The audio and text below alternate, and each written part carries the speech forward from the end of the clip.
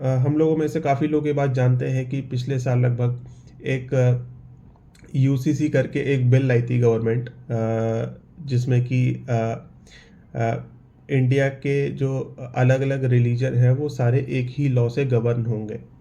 तो जैसे अभी इंडिया में हिंदू मैरिज एक्ट में हिंदुओं को डाइवोर्स के टाइम पे एलिमनी और मेंटेनेंस जैसे प्रोविज़न है, सेम ऐसे ही प्रोविज़न जो है इस्लाम में भी लाने की कोशिश की जा रही थी, और उसी के लिए यूसीसी लाया जा रहा था। लेकिन किसी वजह से उनको काफ़ी ज़्यादा, हमारी गवर्नमेंट को काफ़ी ज़्यादा अपोजिशन फेस करना पड़ा इस चीज़ को लेके इस्लाम के द्वारा, और वो कामयाब नहीं हो पाए इस बिल को लाने में, राइट। तो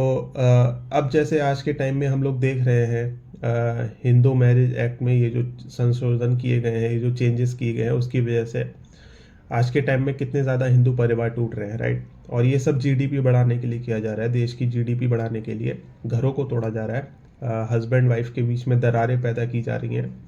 एलिमनी का लालच दिया जा रहा है वेमेन को, और तरह तरह के हथकंडे अपनाए जा रहे हैं, जिससे कि आज के टाइम में हिंदू परिवारों में डाइवोर्स रेट बहुत तेज़ी से बढ़ना शुरू हो गया है, ख़ास तौर से इस 6-7 महीने में, पिछले 6-7 महीनों में। बिल्कुल ऐसी ही कोशिश जो है लगातार होती रही है मुस्लिम परिवारों को भी तोड़ने के लिए। लेकिन मुस्लिम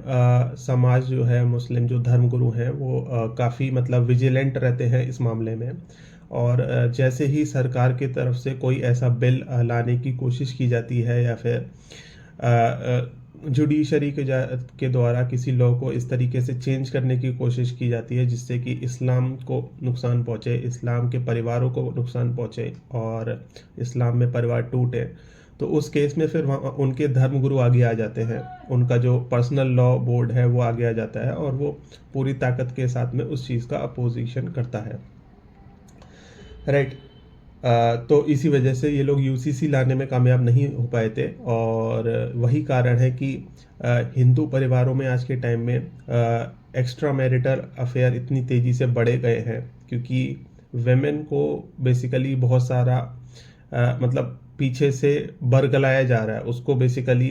हेट उसके दिमाग में भरी जा रही है फेमिनिस्टों के द्वारा मैन के खिलाफ, और वाइफ को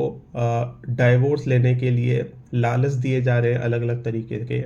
और उसको अलग अलग तरीके के सपने दिखाए जा रहे हैं कि भाई तुम आज़ाद हो जाओगी, तुम सोलो ट्रैवल करोगी, तुम्हारे पास एलिमनी आ जाएगी, लाइफ टाइम तुम्हारे पास फ्रीडम होगी, राइट। इस तरीके से चीज़ें, इस तरीके से माहौल बनाया जा रहा है आज के टाइम में हमारी सोसाइटी में। तो इन सब चीज़ों की वजह से हिंदू परिवार तो टूटना शुरू हो गए हैं आज के टाइम में, लेकिन मुस्लिम परिवार जो है वो अभी भी इंटैक्ट हैं, और यही चीज़ जो है हमारी गवर्नमेंट को खटकती है, और इसी चीज़ को इसी अपने एजेंडा को फुलफ़िल करने के लिए वो लोग ये एक मूवी लेके आए हैं। मेरे को लगता है कि ये मूवी गवर्नमेंट के द्वारा और जो ऊपर बैठे हुए लोग हैं उनके द्वारा ही एक तरीके से फाइनेंस्ड की गई होगी शायद शायद, और उन्हीं के द्वारा जो है प्रमोट किया गया होगा इस मूवी को बनाने के लिए, राइट। तो इस मूवी में क्या होता है, जो वेमेन होती है वो एलिमनी और मेंटेनेंस की ही मांग करती है, मुस्लिम वुमेन, और वो एक तरीके से बोलती है कि सोसाइटी में, हिंदुस्तान में बाकी महिलाओं को जैसा हक मिलता है वैसा हमें भी मिलना चाहिए, इस टाइप से। तो पूरी की पूरी कोशिश की जा रही है इस मूवी के ज़रिए मुस्लिम महिलाओं को, मतलब उनके दिमाग को मैनिपुलेट करने की, और कोशिश की जा रही है कि मुस्लिम वेमेन इस लिए आवाज़ उठाएं, मतलब एलिमनी और मेंटेनेंस के लिए आवाज़ उठाएं, और इसीलिए उनको ये सारी चीज़ें सिखाई जा रही हैं, राइट। और इन सब के द्वारा जो है मुस्लिम जो इस्लाम फैमिली है, फैमिली सिस्टम है, उसको तोड़ने की कोशिश करी जा रही है। फैमिली तोड़ने से काफ़ी ज़्यादा फ़ायदा होता है गवर्नमेंट का, जीडीपी बढ़ती है,